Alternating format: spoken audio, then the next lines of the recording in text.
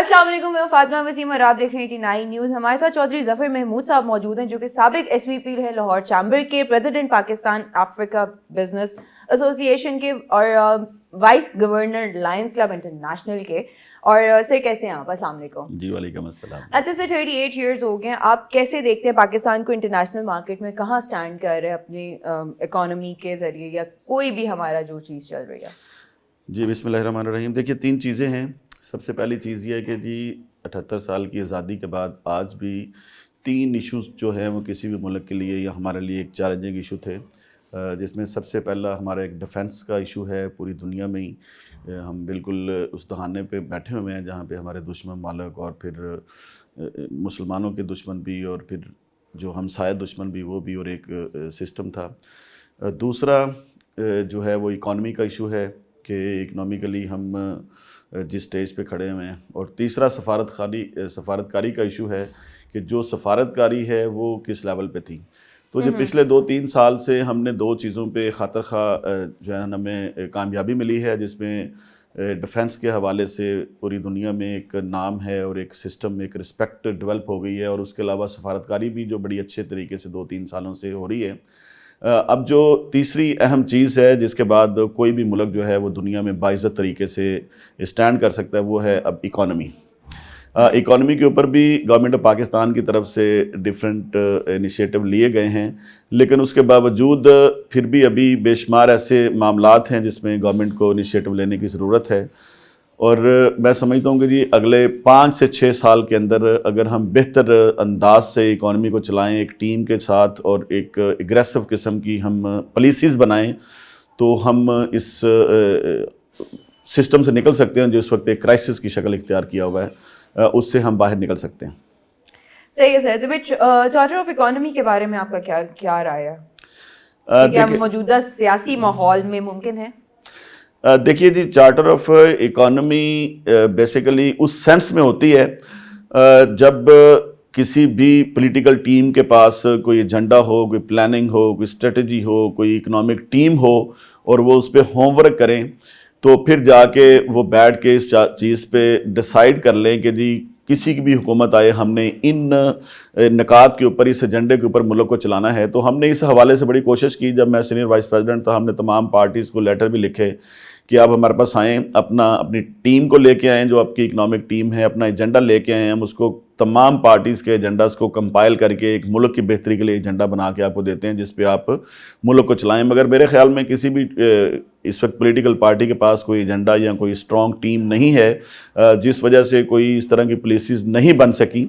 اب اس وقت اس کے اندر 2-3 پاورز ہیں جو انوالو ہوئی ہیں جو اکانومی کو ٹھیک کرنے کے لیے، جس میں سمجھتا ہوں کہ جی اسٹیبلشمنٹ بھی ہے، چیف صاحب بھی ڈائریکٹلی ہیں، SIFC ہے، تو گورنمنٹ ہے. پھر انہوں نے ہمیشہ گورنمنٹ باہر سے ایک ٹیکنوکریٹ ٹائپ بینکرز کو اسپیشلی لے کے آتے ہیں جس سے ملک کی اکانومی جو ہے وہ اس طرح اس لیول پہ نہیں جا سکتی ہیں. انہوں نے جو اسٹیک ہولڈرز ہیں، جو بزنس مین ہیں، ان کو موقع نہیں دیا تاکہ وہ اچھی پالیسیز جو ملک کے اندر انڈسٹریلائزیشن کی طرف لے کے جائیں، اور وہ نہیں آئی ہیں. تو میں سمجھتا ہوں کہ یہ چارٹر آف اکانومی ذہنوں کو ایک بہتر طریقے سے اپ گریڈ کرنا، اور گورنمنٹ جو اس وقت پاورز میں ہے وہ ایک ایسی ٹیم لے کے آئے جو اس کے اوپر کام کرے. اگر ہم اس کے پیچھے پڑھتے رہیں گے چارٹر آف اکانومی کے پیچھے، تو وہ میرا نہیں خیال کہ پارٹیز اس کے اوپر کنسنسس ڈیولپ کریں گی، یا اس لیول کی ان کی ورکنگ ہے یا ہوم ورک ہے یا ان کا ایجنڈا ہے یا ان کے پاس ٹیمز ہیں.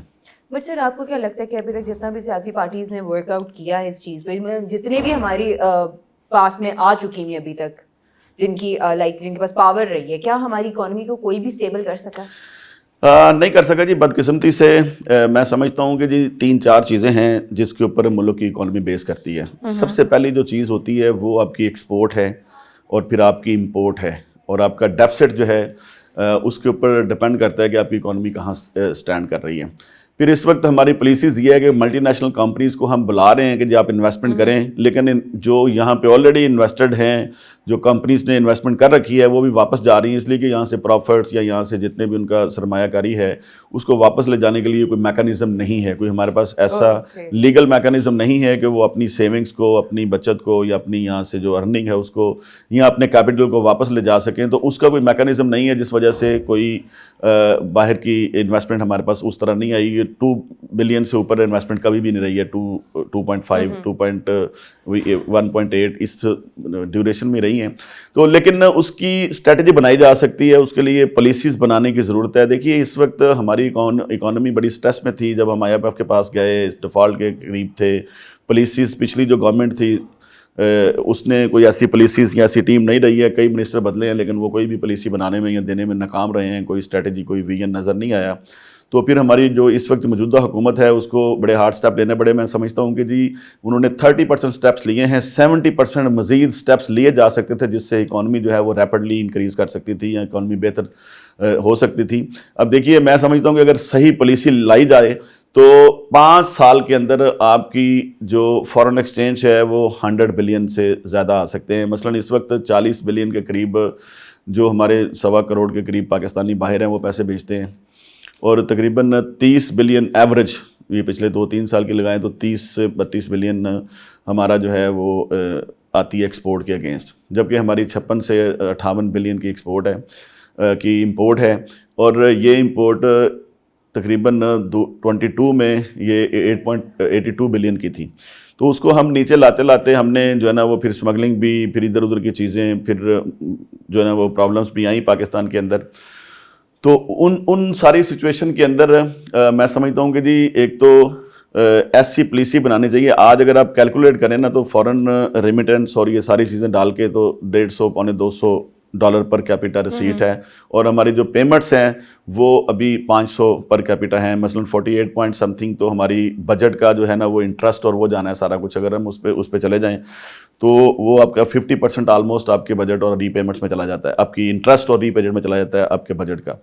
तो उस सारे सिनेरियो के अंदर हमें बड़ी एग्रेसिव किस्म की पॉलिसीज़ लेके आनी चाहिए। मैं हमेशा कहता हूँ, मैंने हमेशा मीडिया पे कहा कि हमें एक बड़ी comprehensive export based joint venture FDI पे ऊपर काम करना चाहिए। चूँकि SIFC भी इस वक्त कोई इन्वेस्टमेंट लाने में नाकाम रही है, और SIFC इस पॉलिसी को साथ अटैच करके वर्किंग करती है तो आने वाले 1 से 2 साल के अंदर हमारे मसाइल जो है ना 50% तक कम हो सकते हैं। जो export based FDI joint venture है वो एक ऐसी स्ट्रेटजी, एक ऐसी पॉलिसी है जिससे आपकी इन्वेस्टमेंट भी आ सकती है और वापस भी नहीं जाएगी और आपकी एक्सपोर्ट भी बढ़ेगी। तो वो कम्प्रीहेंसिव एक पॉलिसी हमारे पास है। 5th पिलर के प्लेटफॉर्म से भी हमने कई दफ़ा कहा है कि जी आप let us make the policy, हमें उसका पार्ट बनाएं, हम आपको बना के देते हैं, आप करें काम। कोई भी हुकूमत आए उसको चाहिए कि वो स्टेक होल्डर्स को, बिजनेस कम्युनिटी को साथ लेके चले। फिर हमारे पास कोई भी लास्ट 10-15 साल से हमारी कोई इकनॉमिक पॉलिसीज़ बन नहीं सकी हैं। एक्सपोर्ट पॉलिसी नहीं है, इंपोर्ट पॉलिसी नहीं है, वैल्यू एडिशन पॉलिसी नहीं है, एजुकेशन पॉलिसी नहीं है, इनके बेहंगम सा इस वक्त स्ट्रक्चर है। तो रीस्ट्रक्चरिंग की ज़रूरत है इस वक्त ओवरऑल, और 7-8 पॉलिसीज़ जो हैं उनको लाने की ज़रूरत है। डिजिटलाइजेशन के ऊपर गवर्नमेंट ने काम किया लेकिन वो इनकम्प्लीट एक्सरसाइज थी जिसका कोई खातर का फ़ायदा नहीं हो सका। टैक्स नेट में ज़्यादा लोग नहीं आ सके हैं। तो डिजिटलाइजेशन के ऊपर एक बड़ा सिंपल सा फार्मूला होना चाहिए कि आप एक साल का टाइम दें और हर बिजनेसमैन को कहें कि जी वो छोटे से छोटा बिजनेस भी करता है वो इसमें सेल्फ रजिस्ट्रेशन का प्रोसेस करे, 1000 या 2000 फीस रखें, और उसके बाद जो रजिस्टर्ड नहीं होगा और बिजनेस कर रहा होगा उसको 1 लाख रुपए डालें। तो मेरा ख्याल है कि जी आपके तमाम लोग इसके अंदर आ जाएंगे। वो इतना नहीं है तो डिजिटलाइजेशन की भी कोई ऐसी पॉलिसी नहीं आई है जिसके ऊपर इंप्लीमेंटेशन हो सके। फिर FBR के अंदर हमारे बड़ी रिफॉर्म की ज़रूरत है। इस वक्त 14,731 बिलियन डॉलर का अगर देखा जाए तो कारोबारी एतमाद भी नहीं रहा है, FBR और ब्यूरोक्रेसी साम बन चुके हैं। देखिए FBR के अंदर इस वक्त कोई 14,731 अरब का टारगेट है टैक्स का, जो बजट के अंदर है। कोई तकरीबन 5,000 समथिंग नॉन टैक्सेबल जो रिसीट्स हैं वो है। तो मैं समझता हूँ कि जिस वक्त 27,000 के करीब आपकी स्ट्रेंथ है और आपको ज़रूरत है 7 से 8,000 लोगों की, तो बाकी लोग सिर्फ करप्शन का मंबा हैं, और 17,000 अरब की सिर्फ करप्शन है FBR के अंदर। और फिर ऐसी पॉलिसीज़ बना दी गई हैं, ब्यूरोक्रेसी ने ऐसी पॉलिसीज़ बना दी हैं। चूँकि जिस तरह मैंने अभी कहा कि जी कोई इतनी इकोनॉमिक टीम और कोई ऐसी टीम नहीं है गवर्नमेंट के पास जो सारी चीज़ों को मॉनिटर कर सके। जो नीचे से पॉलिसीज़ बन के जाती हैं उसी को प्रूव कर देते हैं, और वो पॉलिसीज़ जो हैं वो बिज़नेस फ्रेंडली नहीं होती हैं, वो बिज़नेस कम्युनिटी के अगेंस्ट होती हैं। इनके अपने स्टे भी हुआ हुआ है तो आप अकाउंट से पैसे निकाल लेते हैं, तो आप तंग करते हैं। डी इंडस्ट्रियलाइजेशन इतनी स्पीड से हो रही है, कोई नई इंडस्ट्री नहीं लग रही है। टैक्स की रेशो आप बढ़ा रहे हैं। अब इस वक्त अगर एक अच्छा जो इंडस्ट्रियलिस्ट है वो तकरीबन 60 से 61% टैक्स दे रहा है। तो अब जिस मुल्क में इतनी टैक्सेशन की रेशो हो اور اس طرح کی سچویشن آپ کے سامنے نظر آئے تو پھر وہ پالیسی سازوں کے اوپر ہی افسوس کیا جا سکتا ہے. تو میں سمجھتا ہوں کہ اس کے لیے کمپریہنسو پالیسیز بنائی جا سکتی ہیں جو بزنس کمیونٹی کے فرینڈلی ہوں, اور پاکستان کی اکانومی کو کوئی صحیح بوسٹ دینا, اگر ایک اچھی ٹیم آ جائے تو 5 سال چاہیے, تو یہ معاملہ کوئی اتنا بڑا نہیں ہے. ہماری انڈسٹری کی جو پروڈکشن اس وقت ہے اس میں بہت کمی آتی جا رہی ہے, اگر دیکھا جائے تو نیشنل وائڈ بھی ہو جائے, انٹرنیشنلی بھی آپ لوگوں کو ہماری امپورٹ ایکسپورٹ جو ہے وہ بالکل ہی نل ہوتی جا رہی ہے, اس کی کیا وجہ؟ جی ڈی انڈسٹریلائزیشن میں نے ابھی بھی ذکر کیا کہ بہت زیادہ ہے. اس کی وجوہات یہ ہیں کہ جی ہمارے پاس کاسٹ آف ڈوئنگ بزنس بڑی ہائی ہے, ہمارے پاس جو بجلی, جو گیس, جو یوٹیلیٹیز ہیں وہ بڑی ہائی ہیں کمپیریٹیولی خطے کے اندر, اور پھر ہماری جو امپورٹ بیس اکانومی بنتی جا رہی ہے. آپ جو لوگ بیٹھے ہوئے ہیں وہ ایسی پالیسیز بنا دیتے ہیں کہ آپ امپورٹ کر کے چیز 10 روپے کا کاسٹ کر رہی ہے تو امپورٹ کر کے آپ کو 8 روپے کی کاسٹ کرے گی, تو آپ کی انڈسٹری کیسے چلے گی؟ تو اکانومی اور انڈسٹریل فرینڈلی پالیسیز ہیں ہی نہیں, تو اس کے اوپر کام کرنے کی ضرورت ہے.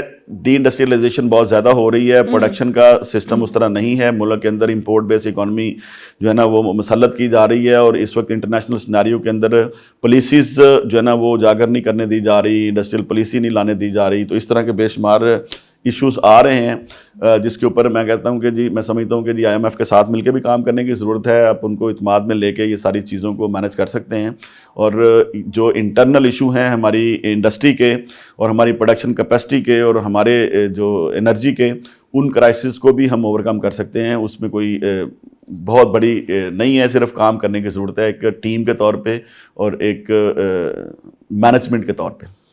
مینجمنٹ کے طور پہ جو آپ کہہ رہے ہیں ان چیزوں کو پھر کس طریقے سے اسٹریم لائن کیا جا سکتا ہے, جو کہ مسئلہ بہت زیادہ ہوتا جا رہا ہے ہماری انڈسٹری کو. سب پاکستان کی جتنی انڈسٹریز ہیں وہ اس وقت بہت کچھ فیس کر رہی ہیں. دیکھیں اس وقت جو آئی پی پیز ہیں انہوں نے بڑا ظلم کیا ہوا ہے. ہم جو کیپیسٹی چارجز دے رہے ہیں وہ 21-22 ارب تک چلے گئے ہیں, اور وہ ہم دے رہے ہیں اس سال بھی وہ 1800-1700 ارب پہ رہیں گے. تو ان کو جو ہے نا وہ کنٹرول کرنے کی ضرورت ہے, ونڈ کے اوپر جانے کی ضرورت ہے, الٹرنیٹ جو انرجی سورسز ہیں اس کے اوپر جانے کی ضرورت ہے. تو وہ ہم دیر کر رہے ہیں اس پالیسی کو بنانے میں. ہم نے آئی پی پیز کے ساتھ جو اگریمنٹ کیے ہوئے ہیں وہ بڑے غلط ہیں. ہمیں بڑے آنی طریقے سے ان چیزوں کے ساتھ نپٹنا چاہیے, اور جو لوگ اس میں انوالو ہیں ان کو سامنے کٹارے میں لانا چاہیے, اور اس سے جان چھڑوانی چاہیے. پورے خطے میں سب سے مہنگی بجلی صرف آئی پی پیز کی وجہ سے ہے. جو نیشنلائزیشن کے بعد جو دوسرا بڑا ظلم ہے اس ملک کے اندر وہ آئی پی پیز ہیں. تو نیشنلائزیشن کا ایک ڈیزاسٹر تھا جس سے ہماری اکانومی 68 کے بعد جو ہے نا وہ اس کا ڈاؤن فال ہی رہا ہے.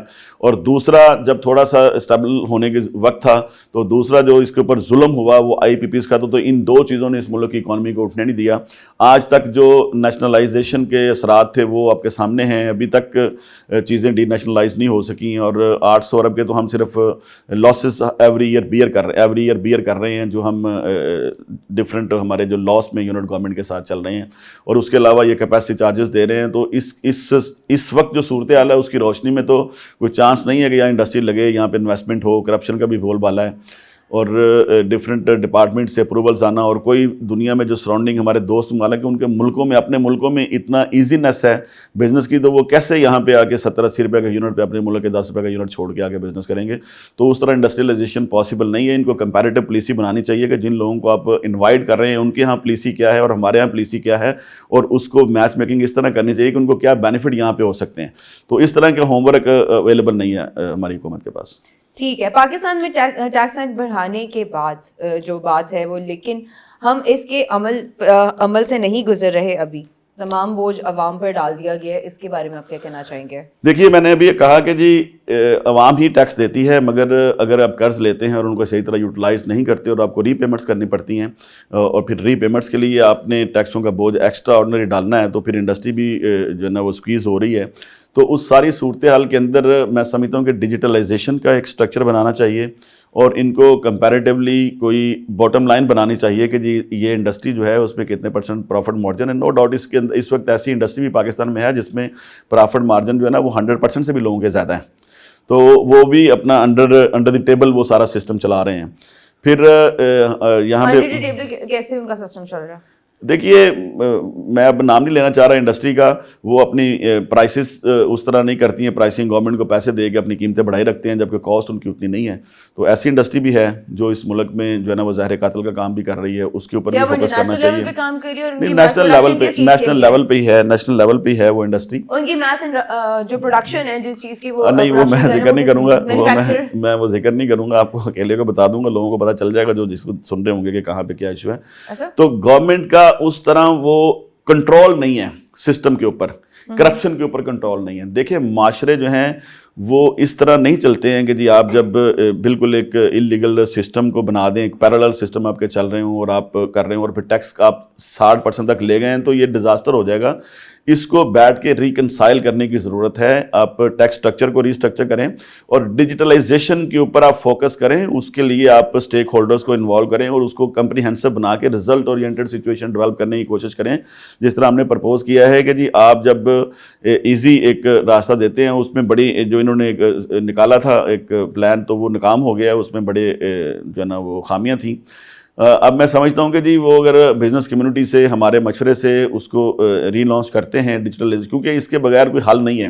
آپ کے ملک کے اندر جتنے لوگ بزنس کر رہے ہیں وہ ٹیکس نیٹ میں ڈائریکٹلی آنے چاہیے. انڈائریکٹلی تو ہر شخص ٹیکس نیٹ میں ہے. آپ جا کے لپسٹک لگاتی ہیں اس کے اوپر بھی اب ٹیکس پے کرتی ہیں, پانی پیتے ہیں اس کے اوپر بھی اب ٹیکس پے کرتے ہیں. تو ٹیکس تو ہر شخص پے رہا ہے. جی جی وہ انڈائریکٹ ٹیکسز ہیں. نہیں, جو لوگ جتنا پیسہ جنریٹ کر رہے ہیں اور انہوں نے پیسے بینکس میں رکھنے کی بجائے اپنے گھروں کے بیڈ کے نیچے رکھے ہوئے ہیں اور وہ لوگ کسی جگہ پہ ٹیکس میں آ ہی نہیں رہے ہیں, ان کے بارے میں کیا خیال ہے, ان کا کیا کرنا چاہیے؟ جی وہ بلیک منی تو لوگوں کے پاس آج بھی ہے. اگر آج آپ کوئی اسکیم دے دیں ایسی کہ جی آپ جن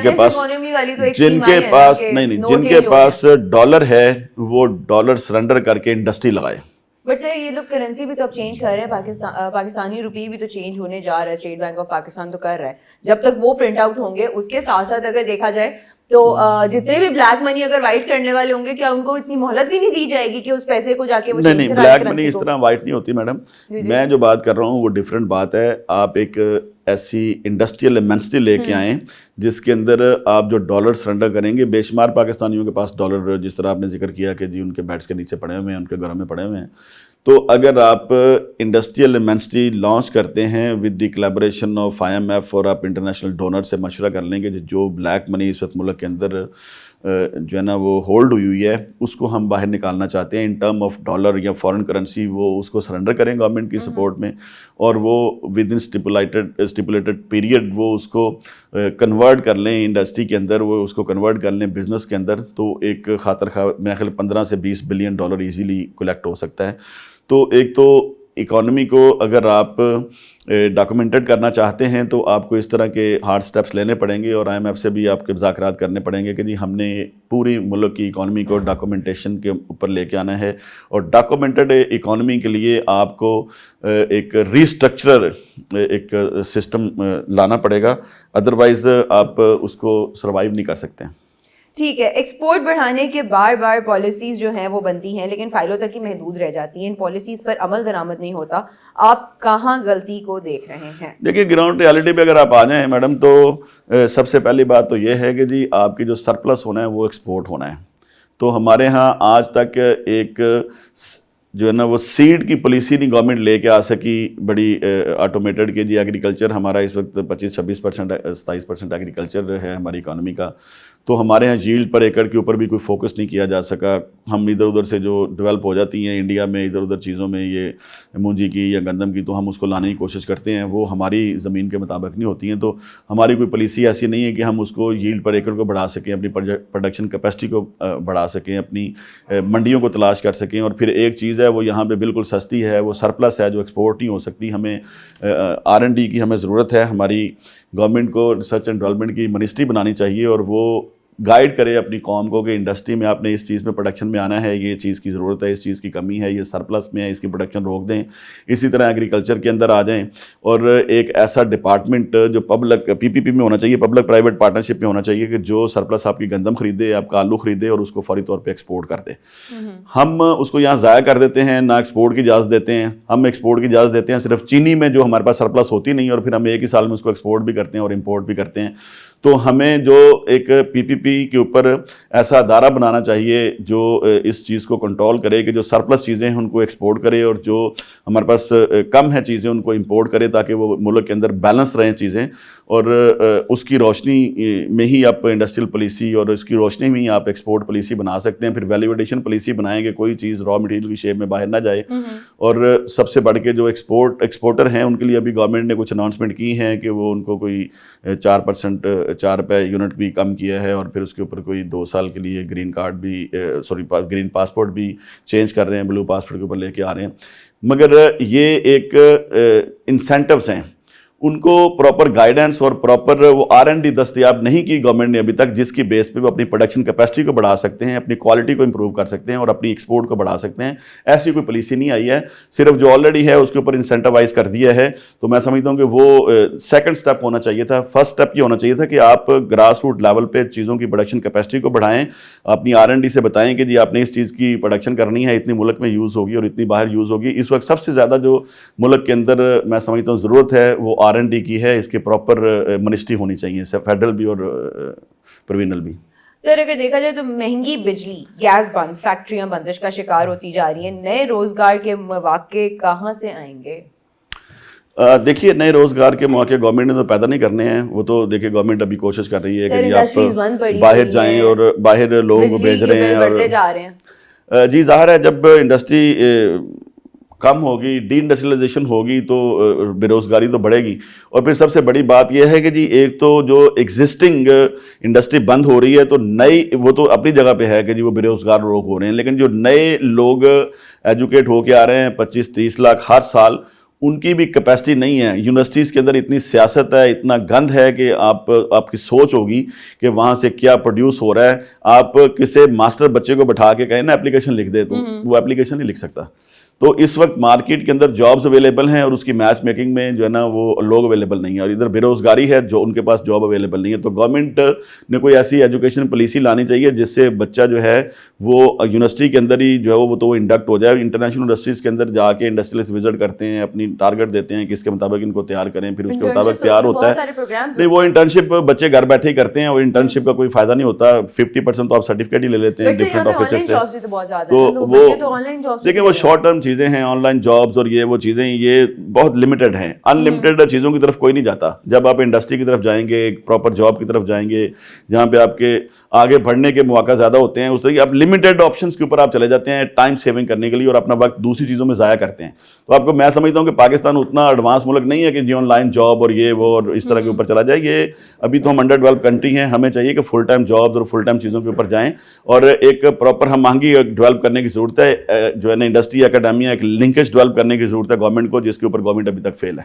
بٹ سے اگر یہاں دیکھا جائے تو بڑے بڑے گروپس نے اپنی پروڈکشن بند کر دی ہوئی ہے اور انویسٹر جو ہیں وہ ملک میں انڈسٹری لگانے کے لیے تیار نہیں ہے. آپ حالات کو کدھر جاتا دیکھ رہے ہیں؟ دیکھیے یہ تو ایک مصمم حقیقت ہے کہ جی پیسہ بہت باہر جا رہا ہے, ابھی بھی جا رہا ہے. آپ 100 کیا لوگ ٹریڈنگ کر رہے ہیں, کیا کر رہے ہیں, $100 بلین. تو دیکھیے جہاں پہ آپ کو جو رینٹڈ انکم ہے وہ آپ کی مینوفیکچرنگ سے زیادہ آنی شروع ہو جائے اور آپ کو محنت بھی نہ کرنی پڑے اور پھر سیفٹی اور سیکورٹی بھی زیادہ ہو سراؤنڈنگ کنٹریز کے اندر, تو لوگ انگلینڈ میں انویسٹمنٹ کر رہے ہیں, لوگ دبئی میں انویسٹمنٹ کر رہے ہیں. ابھی بھی پلازے بن رہے ہیں دبئی میں. دبئی میں $100 بلین سے زیادہ کی انویسٹمنٹ صرف دبئی میں ہے, ملیشیا میں ہے, UK میں ہے, USA میں ہے. اور وہ جو ان ڈکلیئرڈ آپ کی اس وقت بے شمار انویسٹمنٹ ملک سے باہر ہے, وہ اس لیے ملک سے باہر ہے کہ یہاں پہ کوئی کسی کو تحفظ نہیں ہے. آپ ایک پالیسی دیتے ہیں نا, آپ پالیسی دے دیں سال کے لیے کہ سال کے لیے پالیسی کو لاک کر دیں کہ 1 سال کے اندر یہ پالیسی چینج نہیں ہوگی, تو کوئی اس کے اوپر سیریس سوچے. بھی آپ نے آج پالیسی اناؤنس کی ہے, 2 دن بعد پھر اس میں چینجنگ آ جائے گی, تو کوئی بندہ کیسے اس کو سیریس لے سکتا ہے؟ گورنمنٹ نے, میں نے دیکھا ہے کہ گورنمنٹ نے اگر پچھلی گورنمنٹ نے اناؤنس کیا ہے کچھ کہ جی ہم یہ پالیسی دے رہے ہیں اتنے % انٹرسٹ کے اوپر یہ دینے, اگلی حکومت نے آگے اس کو الٹا کر لیا. تو اس لیے پاکستان کے اندر کوئی کنٹینیوٹی اور کنسسٹنسی اس طرح پالیسیز کے اندر نہیں ہے.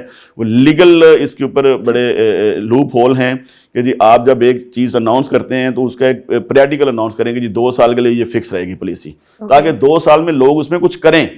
آپ نے وہ پالیسی اناؤنس کرنی ہے, لوگ کچھ کرنے لگتے ہیں, 6 مہینے بعد پالیسی بدل جاتی ہے. آپ نے جو ہے نا 35% کے اوپر لوگوں سے انویسٹمنٹ لی تھی یہ کسی چیز کے اوپر, اب جب ان کی میچورٹی آئی آپ نے کہا جی ہم نے 10% دینا ہے. تو کتنا ظلم ہے یہ کہ جی آپ اس طرح کی پالیسیز لے کے آتے ہیں کہ ایک دفعہ آپ نے اناؤنس کر دیا, اس کٹ آف ڈیٹ کے اوپر انویسٹمنٹ آ گئی, پھر اس کے بعد آپ اسی انویسٹمنٹ کے اوپر ریڈیوس کر دیتے ہیں پرائسز, نئے قوانین لے کے آتے ہیں. تو ایسے ملک نہیں چلتے ہیں، نہ چل سکتے ہیں. یہ انتہائی نامناسب اور گھٹیا ایک قسم کی یہ پالیسیز ہوتی ہیں جو ڈنگ ٹپو پالیسیز کہتے ہیں، جس کے نقصانات ہی ہوتے ہیں، فوائد کوئی نہیں ہوتے. بٹ سر آپ کو کیا لگتا ہے کہ تاجر دوست پالیسی کیا ہونی چاہیے؟ دیکھیں سب سے پہلی بات تو یہ ہے کہ جی ڈیجیٹلائزیشن کو بڑا ایک لوپ ہول کے بغیر ایک بڑا منظم طریقے سے امپلیمنٹ کرنا چاہیے. اس کے علاوہ آپ ایز آف ڈوئنگ بزنس کے اوپر کام کریں، آپ جو انڈسٹری اکیڈیمیل لنکیج کریں، آپ بیوروکریسی انڈسٹری لنکیج کریں، آپ کرپشن کو کنٹرول کریں. کرپشن 10-20% ہوتی ہے، کرپشن ملک میں 80% تک پہنچ گئی ہے. آپ اس کو کنٹرول کریں، آپ ان چیزوں کو پھر انسینٹیوائز کریں، پھر آپ پالیسیز کو پیریاڈیکل کریں کہ جی یہ 3 سال کی پالیسی ہے، اس میں آپ جو کریں گے اس کے اوپر یہ رزلٹ آئیں گے، تو اس طرح آپ کو انسینٹیوائز کیا جائے گا. پھر آپ اس کے لیے چارم کریٹ کریں. پھر آپ دیکھیے کوئی دنیا کی طاقت آپ کی انویسٹمنٹ نہیں لا سکتی، چاہے وہ چیف صاحب بھی جتنی مرضی محنت کر لیں، جتنی مرضی کوشش کر لیں، جب تک آپ کا لوکل بزنس مین جو ہے نا وہ سیٹسفائیڈ اور وہ کانفیڈنٹ نہیں ہوگا. 80% آپ کی لوکل انویسٹمنٹ ہوتی ہے. آپ کے ملک میں بڑی انویسٹمنٹ ہے، باہر سے کسی نے انویسٹمنٹ نہیں دینی. آپ کے ملک کے اندر انویسٹمنٹ ہے، صرف وہی انویسٹمنٹ ہونی ہے. 80% آپ کے ملک کے اندر سے انویسٹمنٹ ہوگی تو 20% باہر سے انویسٹمنٹ آئے گی. آپ یہ کیلکولیشن کر لیں اور یہ لکھ لیں. دنیا کی کوئی طاقت ایسا نہیں کر سکتی کہ آپ کے ملک کے اندر جو ہے نا بزنس مین خوشحال نہ ہو اور باہر سے انویسٹمنٹ آ جائے. پاسبل ہی نہیں ہے، کہیں پاسبل نہیں ہے. آپ کی کاسٹ آف ڈوئنگ بزنس بڑی ہائی ہو، آپ کی یوٹیلیٹیز اتنی ہائی ہوں اور پھر بھی آپ انویسٹمنٹ لے آئیں، یہ ایک پیسے ضائع کرنے والی بات ہے. ایسی پالیسیز بنا کے اور وقت ضائع کرنے والی بات ہے اور آنکھیں بند کر کے کبوتر کے سامنے، کبوتر کی اور بلی والا معاملہ ہے.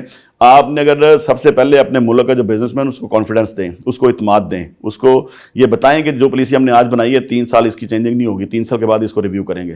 اس کو بتائیں کہ آپ اگر یہ کام کرتے ہیں تو پھر آپ کو یہ بینیفٹ ہوگا، اور اس کو گائیڈ کریں، R&D دیں کہ آپ نے یہ کام کرنا ہے تو آپ کو یہ بینیفٹ ہوگا، اتنے % پروفٹ ہوگا، اتنے مارجن ہوں گے. آپ نے ایسے میں بنایا ہوا ہے، کوئی اس کا رزلٹ نہیں ہے، وہ اپنی بنا کے چھوٹی موٹی غلط سل قسم کی فیزیبلٹیز بیچ رہے ہیں، کسی کو وہ اس طرح اس تک رسائی نہیں ہے. تو کوئی پبلک کے لیے اس طرح کے آپ 60% تک 61% تک ٹیکس لے رہے ہیں اور اس کے رزلٹ میں 0% آپ سروسز دے رہے ہیں اپنی قوم کو. آپ کو دنیا میں آپ چلے جائیں نا کہیں پہ تو سڑک کے اوپر آپ کا ٹائر کہیں کھڈے میں لگ کے پھٹ جائے تو وہ بھی گورنمنٹ کمپنسیٹ کرتی ہے، ٹیکس لیتے ہیں وہ. تو یہ گورنمنٹ کی رسپانسبلٹی ہے کہ اس کو ٹھیک کرے. تو یہاں تو کچھ بھی نہیں ہے، یہاں تو صرف گورنمنٹ نے لینا ہی لینا ہے، دینے والا راستہ بند ہے.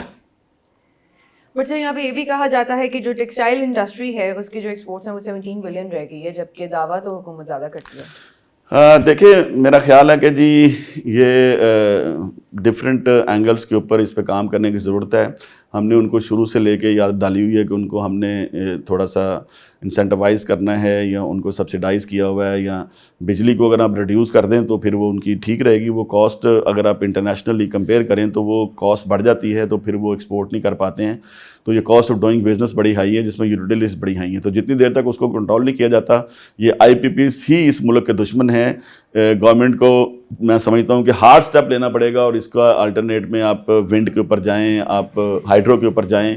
آپ کے پاس ونڈ کے اوپر 50,000 میگا واٹ کی کیپیسٹی ہے، آپ کے پاس ہائیڈرل کے اوپر 50,000 میگا واٹ کی کیپیسٹی ہے، ڈفرینٹ چھوٹے چھوٹے ڈیم بنا کے آپ کو. تو اس کے اوپر ہم جاتے نہیں ہیں، ہم شارٹ کٹ میں پیسے بنانے والی چیزوں پہ جاتے ہیں تو اس کا اثرات ملک کی دشمنی کے طور پہ سامنے آتا ہے.